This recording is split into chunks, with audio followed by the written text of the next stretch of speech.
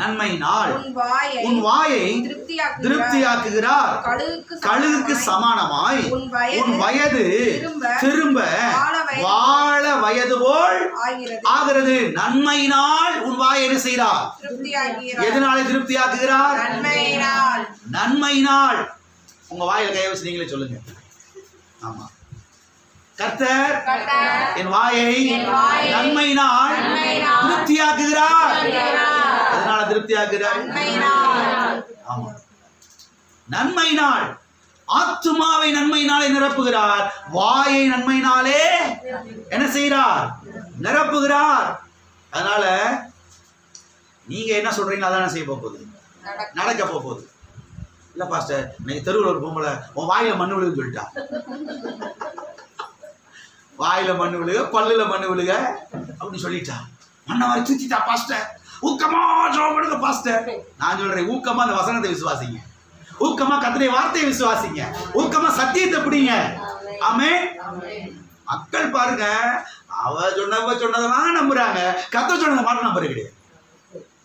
அவங்க சொல்றது இவங்க சொல்றதெல்லாம் விசுவாசிக்கிறாங்க. என் கூட வேலை பார்க்குற பொம்பளை சொல்லிவிட்டா, சாபம் விட்டுட்டா. என்ன விட்டுட்டா? சாபத்தை. கர்த்தர் எப்பயோ ஆசீர்வாதத்தை விட்டுட்டாரு. அதை பிடிச்சிங்களா நீங்க? பிடிச்சிங்களா நீங்க?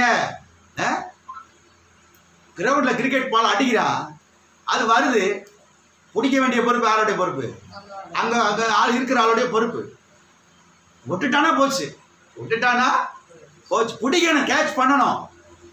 கர்த்தர் என்னைக்கு நன்மை அனுப்பிச்சு விட்டாரு கல்வாரி சிலுவையின் மூலமாக. இப்ப நன்மையை பிடிக்க வேண்டிய வேலை யாருடைய வேலை? நாம வேலை.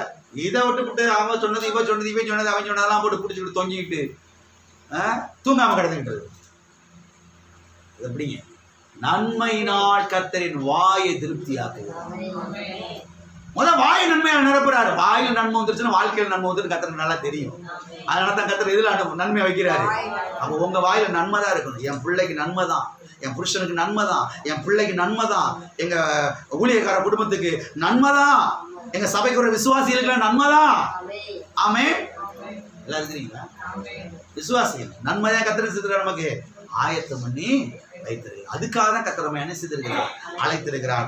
இப்போ எரேமியா தீர்க்கதரிசன புத்தகம் 31ஆம் அதிகாரம் 14வது வசனம். ஆசாரியர்களின் ஆத்துமாவை கொழுமையானவைகளினாலே பூரிப்பாக்குவேன். என் ஜனங்கள் நான் அளிக்கும் நன்மையினால் திருப்தி ஆவார்கள் என்று கர்த்தர் சொல்றாரு. நன்மையினாலே என்ன செய்வேன்? நான் உன்னை திருப்தியாக்குவேன்.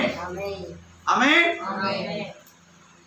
இந்த நாள் முழுவதும் நன்மைதான், இந்த வாரம் முழுவதும் நன்மைதான், இந்த மாசம் முழுவதும் நன்மைதான், இந்த வருஷம் முழுவதும் நன்மைதான், எல்லா வருஷமுமே நன்மைதான். ஆமென். ஆசாரியர்களின் ஆத்துமாவை கொழுமையானவைகளினாலே என்ன செய்வேன்? கொழுமையானவழியினாலே பூரிப்பாக்குவேன். ஆசாரியர்கள் யாருங்க? ஊழியக்காரர்கள். ஊழியக்காரர்கள் எப்படி இருப்பாங்க? நல்லா கொழுகுழுன்னு தான் இருப்பாங்க, நல்லா பூரிப்பாக தான் செய்வாங்க இருப்பாங்க. ஆமே. நல்லா இருக்கிறீங்க? உங்க ஊழியக்காரர் நல்லா இருக்கிறத குறித்து உங்களுக்கு சந்தோஷமா இல்லை துக்கமா? சொல்லுங்க. சந்தோஷம்தான். நீங்க நல்லா இருக்கிறத குறித்து எனக்கு சந்தோஷமா துக்கமா? நான் சொல்றேன், நீங்க நல்லா இருக்கிறத குறித்து முதல்ல சந்தோஷப்படுறது கர்த்தர், ரெண்டாவது நாங்களா தான் இருக்க முடியும். உங்க சொந்தக்காரெல்லாம் கிடையாது, உங்க கூட பிறந்த அண்ணன் தம்பிலாம் கிடையாது. நிஜமா சொல்றேன், தேவ பிரசவத்திலிருந்து சொல்றேன். நீங்க நல்லா இருக்கிறது குறித்து சந்தோஷப்படுற முதல் ஆளு கர்த்தர், ரெண்டாவது நாங்க தான். நீங்க நல்லா இருக்கிறதுக்கு தான் நாங்கள் கர்த்தருடைய வார்த்தை பிரசங்கம் பண்றோம். ஒவ்வொரு நாள் பிரயாசம் எடுக்கிறோம். சபைக்கு ஒரு பிள்ளைங்க நல்லா இருக்கணும், அவங்க கூட முன்னேறணும், மேல வரணும். இவ்வளவு பிரயாசம் எடுக்கணும் தெரியுமா? நீங்க நல்லா இருக்குன்னு சொல்லிச்சு. ஆமென். அதெல்லாம் புரிந்து கொள்ள வேண்டும். அதுக்குதான் கர்த்தருடைய சமூகத்தில் உட்காந்து வார்த்தையெல்லாம் வாங்கி கொண்டு உங்களுக்கு கொடுக்குறோம். சபை பிள்ளைங்க நல்லா இருக்கணும், சபைக்கு ஒரு குடும்பம் நல்லா இருக்கணும், முன்னேறணும், கடன் கொடுக்கிறவர்களாய் மாறணும், சுகமாகணும், வெற்றி அடையணும், ஜெயிக்கணும், மேல வரணும். ஆமென். எல்லாம் இருக்கிறீங்களா? வாடகை வீட்டில் இருக்கிறவங்க ஒத்தி வீட்டுக்கு போகணும், ஒத்தி வீட்டில் இருக்கிறவங்க சொந்த வீட்டுக்கு போகணும், சைக்கிளில் வர்றவங்க வண்டியில் வரணும், வண்டியில் வர்றவங்க காரை வாங்கணும். அது மூலமா கர்த்தருடைய நாமம் மகிமைப்படணும், இயேசு நாமம் என்ன செய்யணும். எல்லாம் இருக்கிறீங்களா? நன்மையினாலே கர்த்தர் செய்றார் நம்மை திருப்தி. ஆமென்.